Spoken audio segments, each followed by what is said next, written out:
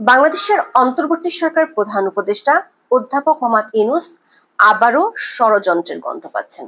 বলা ভালো, পরাজিত শক্তি নানা ষড়যন্ত্র করছে। তিনি এমন পুরাতন ভাঙা রেকর্ড নতুন করে বাজানো শুরু করেছেন।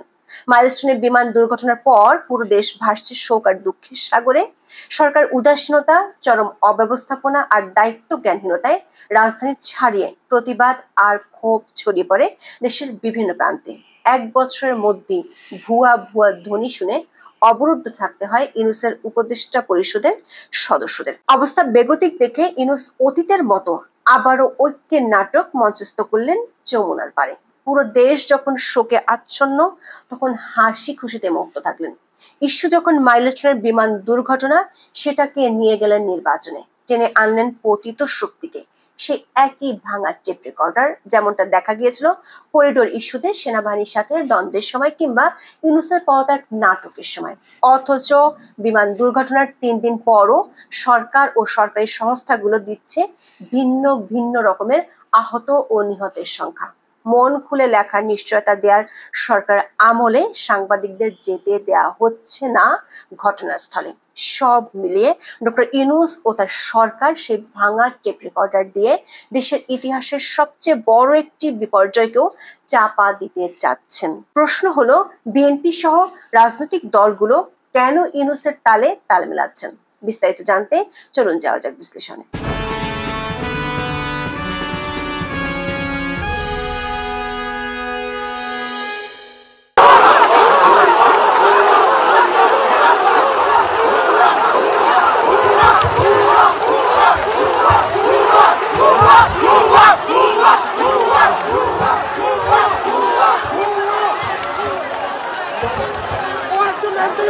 রাজধানীর মাইলস্টোন স্কুল অ্যান্ড কলেজের শিক্ষার্থীরা, যারা 2 দিন আগে মৃত্যুর মুখ থেকে ফিরে এসেছে, তারা ভুয়া ভুয়া স্লোগান দিচ্ছিল অন্তর্বর্তী সরকারের 2 উপদেষ্টার বিরুদ্ধে।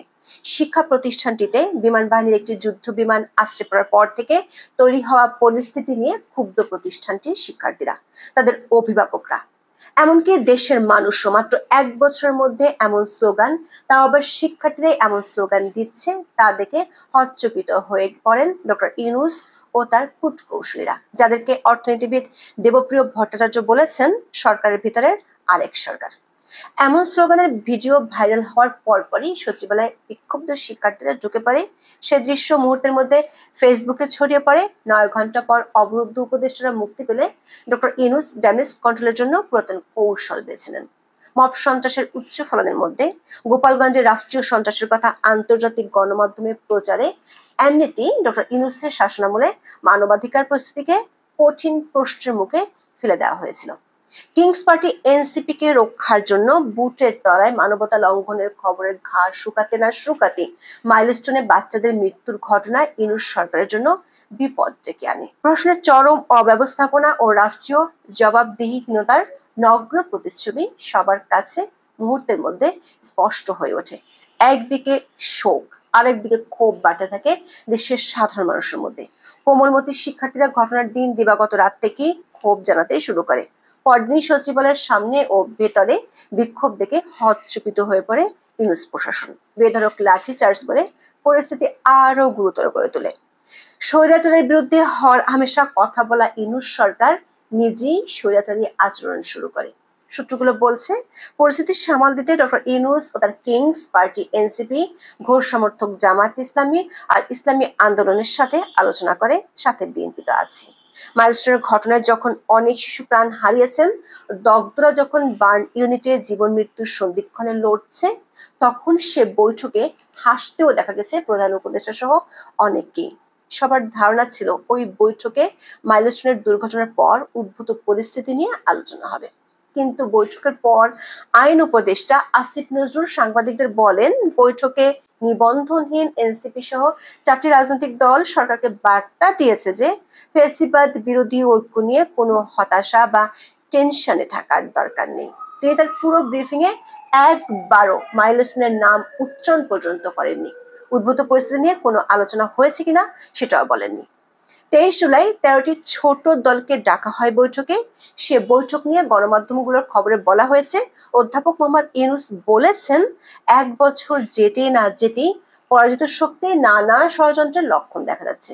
তিনি বলেছেন, মতপার্থক্য প্রতিদ্বন্দ্বিতা থাকলেও ফেসিবাদের বিরুদ্ধে রাজনৈতিক দলগুলোর ঐক্যকে আরো দৃশ্যমান করা দরকার। দর্শক, মাইলস্টোনের বিমান দুর্ঘটনা বা শিক্ষার্থীদের বিক্ষোভের সঙ্গে ফেসিবাদের কি সম্পর্ক? গোপালগঞ্জে এনসিপি সমাবেশে হামলার পেছনে আওয়ামী লীগের হাত থাকতে পারে এমন অভিযোগ থাকলেও মাইলস্টোনের ঘটনা একটি বিমান দুর্ঘটনা। এটিকে রাজনৈতিক ফেসিবাদের সঙ্গে জড়ানোর কোনো যুক্তি আছে কি? তাহলে কেন এই দুর্যোগের মুহূর্তে জাতীয় ঐক্যের নামে রাজনৈতিক দলগুলোকে একত্রিত করা হলো? এটা কি শুধু রাজনৈতিক মঞ্চায়ন, নাকি অন্য কোনো গভীর উদ্দেশ্য লুকায়িত আছে? সরকার সমর্থক বলে পরিচিত বিশ্ববিদ্যালয়ের শিক্ষক নেটওয়ার্কের একটি বিবৃতিতে বলা হয়েছে, মাইলস্টোন ট্র্যাজেডির তথ্যের অস্বচ্ছতা এবং জনবহুল এলাকায় প্রশিক্ষণ বিমানের উড্ডয়ন নিয়ে প্রশ্ন উঠেছে। এই ঘটনাকে রাজনৈতিকভাবে ব্যবহার করা উচিত নয়। দুদিন ধরে রাজনৈতিক দলগুলোর সাথে এমন সময় বৈঠক হলো যখন দেশের মানুষের মাঝে প্রার্থনা হলো মাইলস্টোনের দুর্ঘটনায় আহতদের জন্য। সেখানে রাজনৈতিক দলগুলোর মধ্যে এ নিয়ে কোনো কথাই নেই। এরা শুধু নির্বাচনের দাবি নিয়ে সরকারের সাথে বৈঠক করলো। বিমান বিধ্বস্ত হওয়া পরবর্তী পরিস্থিতি নিয়ে আলোচনার জন্য ডাকা এই বৈঠকে ওই মর্মান্তিক ঘটনা নিয়ে কার্যত কোনো আলোচনাই হয়নি। বিমান দুর্ঘটনায় নিহতদের স্মৃতির প্রতি শ্রদ্ধা জানাতে মঙ্গলবার রাষ্ট্রীয় শোক পালনের সিদ্ধান্ত নিয়েছিল বাংলাদেশ সরকার। আশ্চর্যের বিষয় হলো, প্রধান উপদেষ্টার বাসভবনে সরকারি ওই বৈঠকে শোক পালন করে কোনো প্রস্তাব নেওয়া হয়নি নীরবতা পালনও। যদিও নেতাদের ডাকা হয়েছিল গোপালগঞ্জের ঘটনা এবং বিমান বিধ্বস্ত হওয়ার পরবর্তী ঘটনাগুলো নিয়ে আলোচনার জন্য। মৃতের সংখ্যা নিয়ে অভিভাবকদের প্রশ্ন সংশয় নিয়েও কথা হয়নি। এমনকি ঢাকার মতো জনবহুল এলাকার উপর দিয়ে যুদ্ধ বিমান চালানো নিয়ে জনক্ষোভের প্রসঙ্গ তোলেননি কোনো নেতা। সামাজিক মাধ্যমে অনেকে লিখেছেন, বৈঠকে যে আলোচনা হয়েছে তাতে মনে হচ্ছে সরকার উপস্থিত দলগুলো মনে করে সেই বিমানের পাইলটও আওয়ামী লীগ তথা হাসিনার দোসর। তাকেও ফেসিবাদীদের লোক মনে করা হচ্ছে। যেন সরকারকে বিব্রত করতেই তিনি বিমানটি মাইলস্টোনের স্কুল ও কলেজের বিল্ডিং এর উপর দিয়ে পড়েছিলেন। অথচ 3 দিন পরও নিহতের বিষয়ে স্বাস্থ্য অধিদপ্তর ও আন্তঃবাহিনী জনসংযোগ পরিদপ্তর দুই রকম তথ্য দিয়েছে। স্বাস্থ্য অধিদপ্তর রাত 9:30 পর্যন্ত হালনাগাদ তথ্যে জানিয়েছে ওই ঘটনায় এখন পর্যন্ত 29 জন নিহত হয়েছে। তবে মঙ্গলবার পর্যন্ত আইএসপিআর যে তথ্য দিয়েছে তাতে মৃতের সংখ্যা 31 জন বলে উল্লেখ করা হয়েছে। 23 জুলাই দিনভর মাইলস্টোন কলেজে সাংবাদিকদের তথ্য সংগ্রহের জন্য ঢুকতে দেওয়া হয়নি। শিক্ষা মন্ত্রণালয়ের একাধিক সূত্র বলছে, শিক্ষা সচিবকে স্মরণীয় নাকচ হয়েছেন শিক্ষা উপদেষ্টা সিয়ার আফরান। তিনি সাংবাদিকদের বলেছেন, এ বিষয়ে তিনি কিছু জানেন না। একদিন আগে শিক্ষার্থীরা তার পদত্যাগের দাবি তুলেছিল। তিনি অবশ্য গাফিলতি আছে বলে মনে করেন না, তবে সরকার চাইলে তিনি সরে যাবেন। সূত্রগুলো বলছে, শিক্ষা উপদেষ্টার পদত্যাগের দাবিটি যাতে আর জোর না পায় সেজন্য এনসিপি নেতারা স্বাস্থ্য উপদেষ্টার অযোগ্যতার কথা বলছেন, নতুন ষড়যন্ত্র তত্ত্ব নিয়ে হাজির হচ্ছেন। দর্শক, গত 11 মাসে সরকার যখনই লেজে গোবরে অবস্থা করে ফেলেছে তখনই জাতীয় ঐক্যের নামে একই নাটক নিয়ে হাজির হন ডক্টর মোহাম্মদ ইউনূস। রাষ্ট্রপতির পদত্যাগ, সংবিধান বাতিল, প্রয়োজন নিয়ে সেনাবাহিনীর সাথে মতবিরোধের মতো ইস্যুগুলোতে তার কিংস পার্টি এবং সমর্থকদের ডেকে ফেসিবাদ ঠেকানোর পুরনো রেকর্ড জাতির উদ্দেশ্যে প্রচার করেন। এই রেকর্ড তিনি বাজাচ্ছেন ক্ষমতা গ্রহণের পর থেকে। প্রথম ভাষণে বলেছিলেন, ষড়যন্ত্রকারীরা দেশে একটা অরাজকতা ও ভীতির পরিবেশ সৃষ্টি করছে। সেই ষড়যন্ত্রকারী ঠেকানোর জন্য কখনো ছোট সংস্কার, আবার কখনো বড় সংস্কারের জন্য ঐক্যের কথা বলছিলেন। কিন্তু নিবন্ধনহীন আর গণহারে জামানত হারানো বেশিরভাগ দলকে নিয়ে বৈঠকের নামে এই জাতীয় ঐক্য নিয়ে জনমনে বহু প্রশ্ন রয়েছে। জুলাই ষড়যন্ত্র নামক একটি মার্কেট ডিসরাপশন ইভেন্টের মাধ্যমে রাজনৈতিক প্রতিপক্ষকে সংকটে ফেলেছেন ডক্টর ইউনূস। মব সন্ত্রাসের মাধ্যমে তার কিংস পার্টি দেশের পরিস্থিতি অস্থিতিশীল করে তুললে কন্ট্রোল হাতের বাইরে চলে গেছে বলে ফেসিবাদ ঠেকানোর জন্য ডাক দেয় রাজনৈতিক দলগুলোকে। উদ্ভূত পরিস্থিতি নিয়ে আলোচনা না করলেও ধান বানতে শিবের গীতের মতো ষড়যন্ত্র তত্ত্ব প্রচার করতে থাকে সরকার। কোনো ঘটনা ঘটলেই তা নিয়ে একই ষড়যন্ত্র তত্ত্ব ছড়িয়ে দেয় বাতাসে। কিন্তু রাজনীতিতে ষড়যন্ত্র তত্ত্বের র্যাবিট হোল থেকে খুব বেশি কিছু বেরিয়ে আসে না। তাই এক সময় ডক্টর ইউনূস ও তার প্রশাসনের গুণমুগ্ধরাও এখন সোচ্চার হচ্ছেন। সংস্কৃতি উপদেষ্টা মোস্তফা সরোয়ার ফারুকী মাইলস্টোনের ঘটনায় ভুল তথ্য প্রচারের অভিযোগ এনে শিল্পীদের এক হাত নিয়েছেন। তার অবশ্য জবাব দিয়েছেন জাতীয় পুরস্কারপ্রাপ্ত অভিনেত্রী জাকিয়া বারী মম। তিনি লিখেছেন, প্রচলিত প্রবাদ আছে, ভূতের মুখে রাম রাম। যার প্রাসঙ্গিক ব্যাখ্যা হতে পারে এমন: ক্ষমতা মানুষকে দানব বানায়। শিল্পী ক্ষমতা পেলে দেশের অবস্থা কি হয় সেটি বোঝাতে মমো ইউক্রেনের প্রেসিডেন্ট জেলেনস্কির উদাহরণ টেনেছেন। বলেছেন, ইউক্রেনের অবস্থা লেজে গোবরে, আমাদের অবস্থা মাথা গোবরে। মগজে ঘুরছে ড্রোন, আকাশে উঠছে টাকা। দর্শক, এই মাথা গোবরের অবস্থা ঠেকাতে মোহাম্মদ ইউনূস বারবার হাজির করেন জাতীয় ঐক্য আর ফ্যাসিবাদ বিরোধী নাটক। আসসালামু আলাইকুম প্রিয় দর্শক, গতকাল দিয়াবাড়িতে মাইলস্টোন স্কুল অ্যান্ড কলেজের উপর, ভবনের উপর বিমান বাহিনীর যে প্রশিক্ষণ বিমানটা বিধ্বস্ত হলো, তাতে কত লোক মারা গেছে। আসলে লোক বলবো কেন, এরা হলো শিশু, একজন দেব শিশু যাকে বলে আর কি, নিষ্পাপ শিশু। এদের যে নির্মম মৃত্যু হল, যে মর্মান্তিক মৃত্যুর ঘটনা ঘটলো, এটা নিয়ে কালকে আমি একটা ভিডিও করেছিলাম, আরো অনেকে করেছে। আপনারাও আজকে সারাদিন বিভিন্ন সোশ্যাল মিডিয়াতে এবং পত্রপত্রিকা অনেক নিউজ দেখেছেন। মৃত্যুর সংখ্যা ক্রমাগত বাড়ছে। তাদেরকে হাসপাতালে নিয়ে আসা হয়েছে, বিভিন্ন হাসপাতালে বার্ন ইউনিটে নিয়ে আসা হয়েছে, এবং সে বার্ন ইউনিটে পলিটিক্যাল লিডাররা গিয়েছেন শোক প্রকাশ করতে। তো ভাই কি বলবো, মানে মানুষ মারা যাচ্ছে, শিশুরা মারা যাচ্ছে, সেটা নিয়েও রাজনৈতিক ফয়দা লোটার চেষ্টা হচ্ছে। অনেকে গেছেন, এখানে ভিড় জমিয়েছেন। ডাক্তাররা বলছেন আপনারা ভিড় জমাবেন না। এই ভিড়টা হলো এই বাচ্চাদেরকে সুস্থ করার ক্ষেত্রে সবচেয়ে বড় প্রতিবন্ধকতা। কিন্তু তবু ভিড় কিন্তু কমেনি, অপ্রয়োজনীয় ভিড়, লোক দেখানো ভিড়। উপদেষ্টারা গেছেন, অনেক উপদেষ্টারা গেছেন, 5 জন 6 জন উপদেষ্টা গেছেন, কিন্তু স্বাস্থ্য উপদেষ্টা যার যাওয়ার সবচেয়ে প্রয়োজন তাকেই দেখলাম না। হ্যাঁ, উপদেষ্টার সহকারী যিনি আছেন অধ্যাপক সাইদুর রহমান সাহেব, ওনাকে দেখেছি, কিন্তু স্বাস্থ্য উপদেষ্টাকে আমি দেখিনি। তো এই যে সরকারের যে তৎপরতা, তারা অনেক কিছু করতে চাচ্ছে, কিন্তু এই ঘটনার জন্য দায়ী কি? দেখুন ঘটনা কি। ঘটনা হলো বিমান বাহিনীর একটা প্রশিক্ষণ বিমান ধসে পড়েছে, বিধ্বস্ত হয়েছে। কোথায় পড়েছে? শিক্ষাঙ্গনে, একটা স্কুলে। তাহলে এখানে আর তাদের দরকার কি? চিকিৎসা। তো মূলত 3টা মিনিস্ট্রি আমি ধরি, একটা হলো প্রতিরক্ষা মিনিস্ট্রি অথবা বিমান বাহিনী, আরেকটা হলো শিক্ষা মন্ত্রণালয় যেহেতু শিক্ষাঙ্গনে, আরেকটা হলো এদেরকে চিকিৎসা করতে হবে, সেটা হলো স্বাস্থ্য মন্ত্রণালয়। আমি এই 3টা মন্ত্রণালয়ের কথা বলি, এদের পারফরমেন্স কি? আমার বিবেচনা পারফরমেন্স হলো জিরো, জাস্ট জিরো। আমি উদাহরণ দিয়ে বলছি আপনাকে। আগে শিক্ষা মন্ত্রণালয়ের কথা বলি। শিক্ষা মন্ত্রণালয় এই ঘটনার প্রেক্ষিতে চলমান যে পরীক্ষা চলছিল ছাত্রদের, এই সময় যে এইচএসসি পরীক্ষা চলছিল, যে সময় সেই এইচএসসি পরীক্ষাটা তারা স্থগিত করেছে। কখন স্থগিত করেছে জানেন? মধ্যরাতের পরে। ঘটনা ঘটেছে দুপুরে। শিক্ষা মন্ত্রণালয় সিদ্ধান্ত নিতে পারে নাই পরীক্ষা আদৌ স্থগিত হবে কি হবে না। সেটা তারা স্থগিত করেছে রাত্র 2:41 জাতি প্রথম জেনেছে যে পরীক্ষাটা স্থগিত করা হয়েছে। কিভাবে জেনেছে? তাও তথ্য মন্ত্রণালয়ের যিনি উপদেষ্টা আছেন মাহফুজ আলম, ওনার ফেসবুকে উনি বলেছেন যে উনি শিক্ষা উপদেষ্টার সঙ্গে আলোচনা করে তারপরে সিদ্ধান্তটা জানিয়েছেন। তো দুনিয়ার সবাই কি ওই রাত 2:41 পর্যন্ত বসেছিল? সকালবেলা অনেকে গেছে, সারা দেশে পরীক্ষা, সকালবেলা অনেকে পরীক্ষা দিতে গিয়েছে, যে এনেছে যে পরীক্ষা স্থগিত। এই হলো শিক্ষা মন্ত্রণালয়ের পারফরমেন্স। স্বাস্থ্য মন্ত্রণালয়ের পারফরমেন্সটা প্রথমেই বললাম। স্বাস্থ্যমন্ত্রী কোথায় দেখা যাচ্ছে না, উনি আসেন কি নাই কেউ জানে না। প্রতিরক্ষা মন্ত্রণালয়, ওটা তো আমাদের মানে একজন জাতীয় নিরাপত্তা উপদেষ্টা আছেন, উনি এই ব্যাপারে হেল্প করবেন। উনি যে কোথায় আছেন কেউ জানে না, ওনার কোনো রা শব্দ দেখি নাই। প্রধান উপদেষ্টার মন্ত্রণালয়ের মধ্যে আছে। প্রধান উপদেষ্টা কি করেছেন? কাল রাতে একটা 5 মিনিটের একটা ভাষণ দিয়েছেন। ওই ভাষণে মানে কান্নাকাটি করা ছাড়া কিছু করেন না উনি। ওনার কাছ থেকে মানুষ একটা প্রতিকার চায়, একটা সিদ্ধান্ত চায়, সেটা কোথায়? আমরা কেউ দেখিনি। আচ্ছা, বিমান বাহিনী একটা বিমান করলো, বিমান বাহিনীর প্রধান কোথায় এখন? কেউ দেখেছেন? তার কোনো কথা শুনেছেন?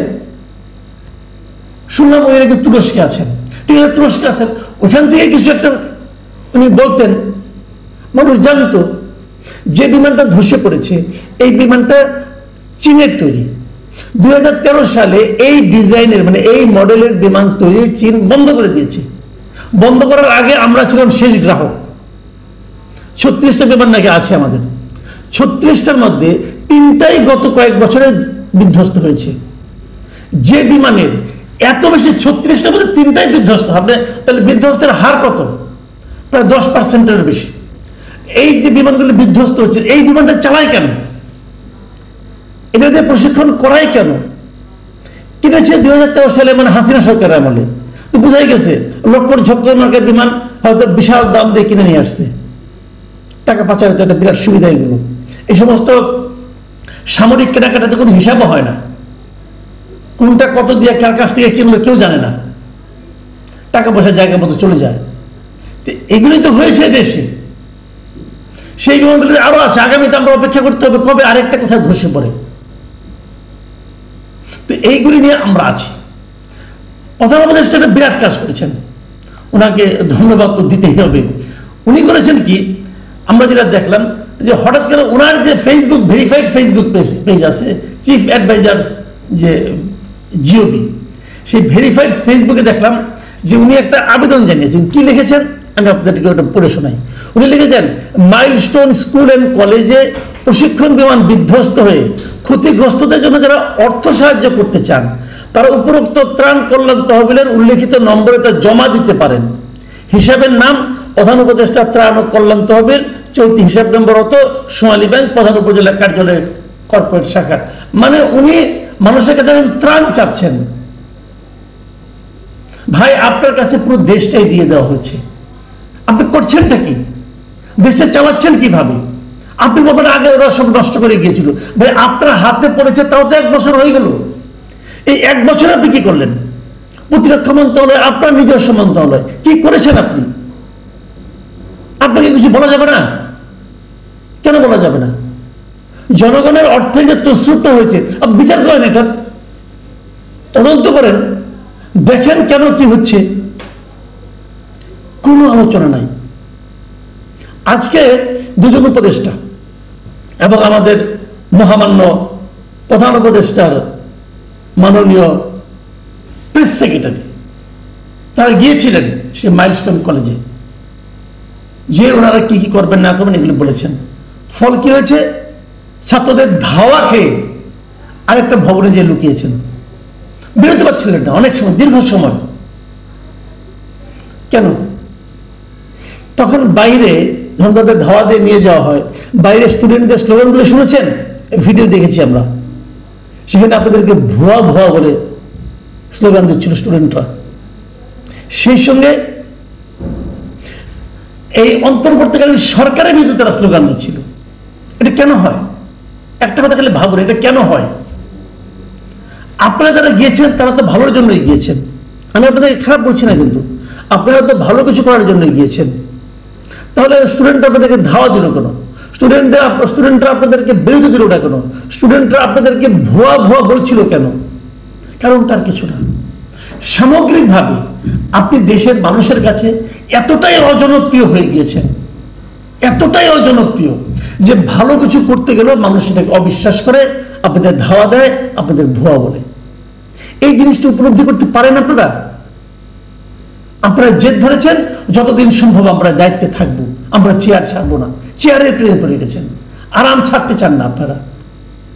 একটা আরাম তো দেখি চেয়ারে আরাম, আরেকটা যে কি আরাম আছে পেছনের আরাম, ওটা তো আপনার যাওয়ার পরে আমরা টের পাবো। এই তো হচ্ছে।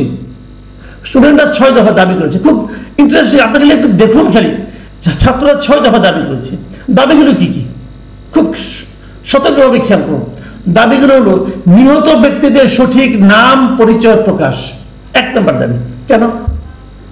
যারা মারা গেছে তাদের নাম পরিচয় প্রকাশটা দাবি আকারে আসে কেন? এটা তো স্বাভাবিক হওয়ার কথা ছিল, এটা তো স্বাভাবিক হওয়ার কথা ছিল, এটা দাবি হিসেবে উপস্থাপিত হলো কেন?